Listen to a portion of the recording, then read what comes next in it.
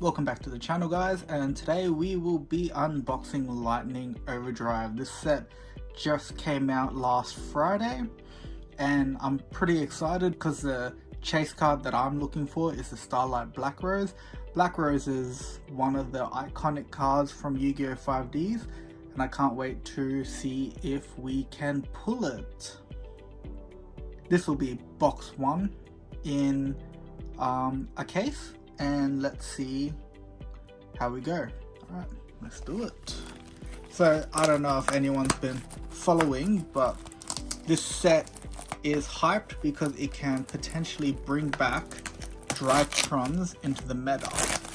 Personally, I'm excited for the Amazement cards.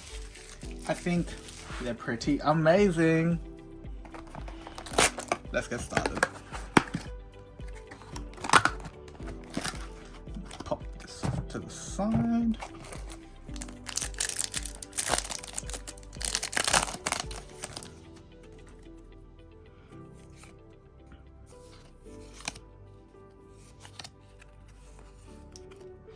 First card is Garden Rose Flora.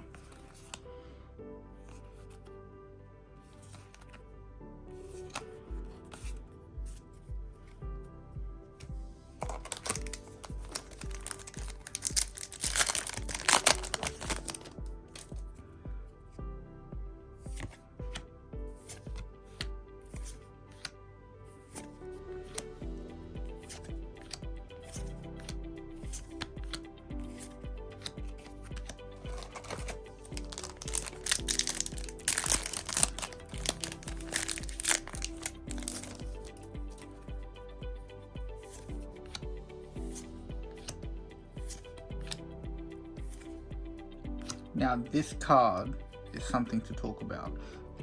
This is a fusion monster that requires one spellcaster type and one dragon monster. Its effects reads, cannot be used as a fusion material. This card loses 100 attack for each of your banished cards.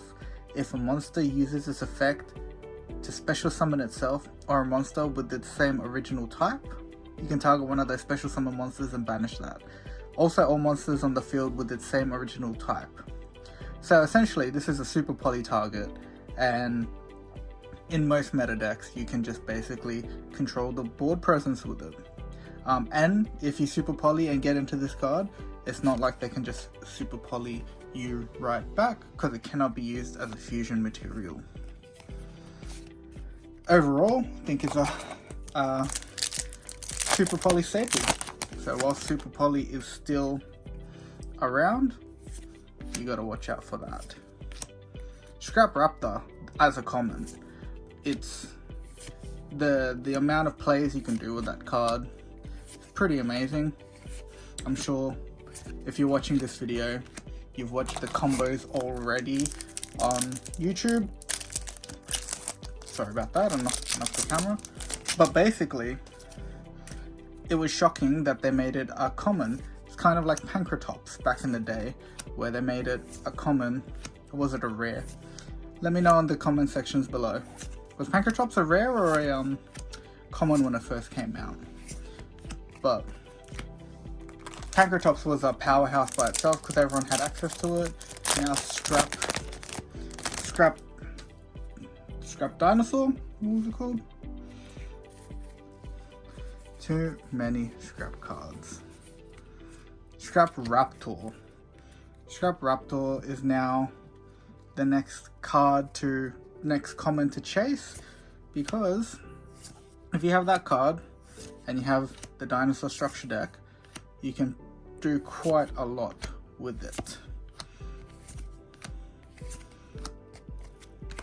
It's kind of like bringing up the price of all the other specific scrap cards that have only had a single printing. So pretty interesting that they made it a common. Some Black Rose support. So this set has Utopia support, Black Rose support, introduces the new Amazement archetype, and unofficial Drytron support, as well as official Drytron support. The card that I'm most excited about well, is that one. One of them. So ever since Honest came out, I've been a huge fan, and I've been waiting at least a decade for a dark version. It's just so on theme, and the artwork is just insane. So there you go, there's one. But the other card that I'm excited about is the retrained Book of Moon. It's kind of like the retrained Mystical Space Typhoon in Twin Twisters, but this retrain doesn't say up to 2 cards, so it's a little weaker.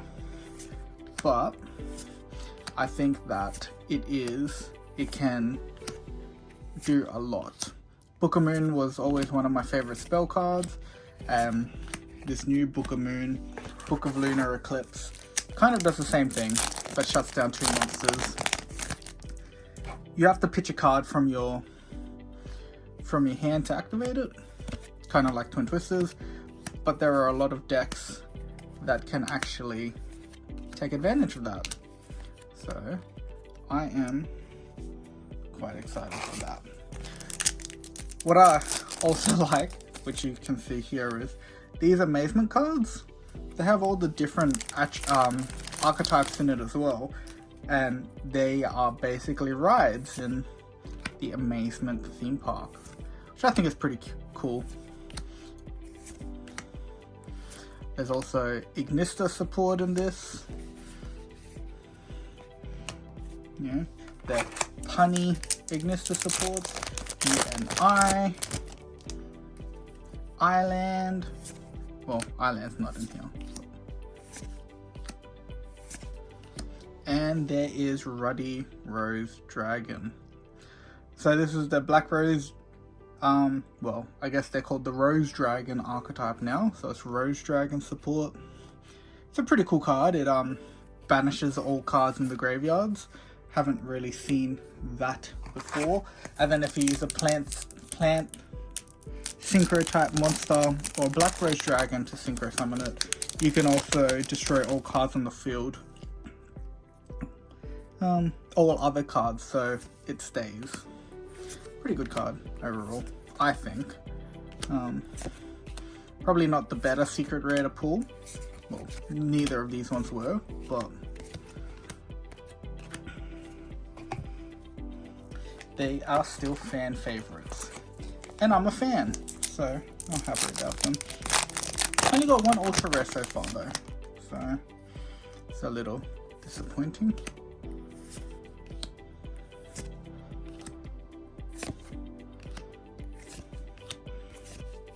I'm sure we've seen most of the commons now, so I'm gonna just go a little bit faster.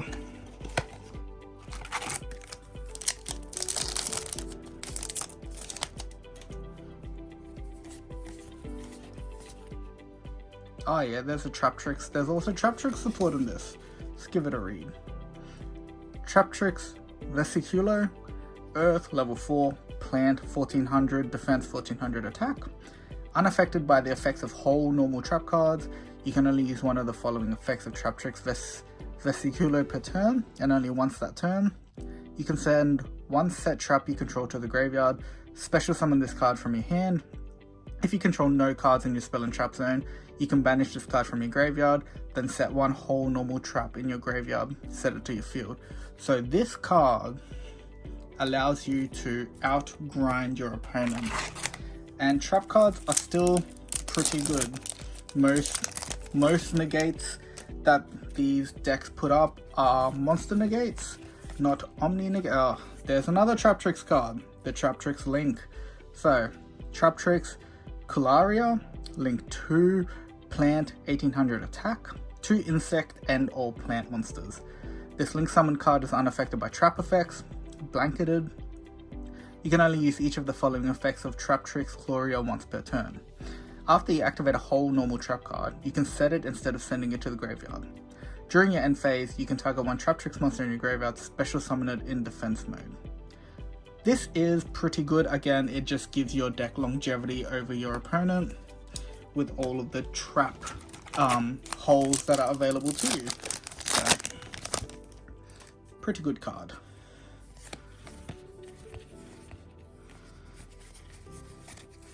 I think with those two introductions to the deck, you've got quite a lot of potential there.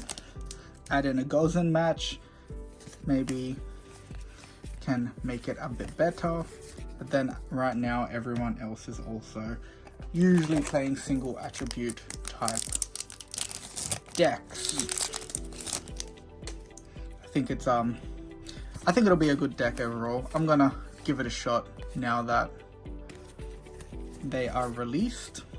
I like the OG trap hat deck with the hands, artifacts and trap tricks. So I'm pretty excited to try to revamp that. This card is also an amazing card. So this card single-handedly makes Revolt good. That common a few sets ago that was always a great card, but you know, getting to it was hard. This allows you to get to it. It's a link 2, it extends your plays. This is a card everyone will be chasing, and I have a feeling you'll only be getting 1, maybe 2 per box.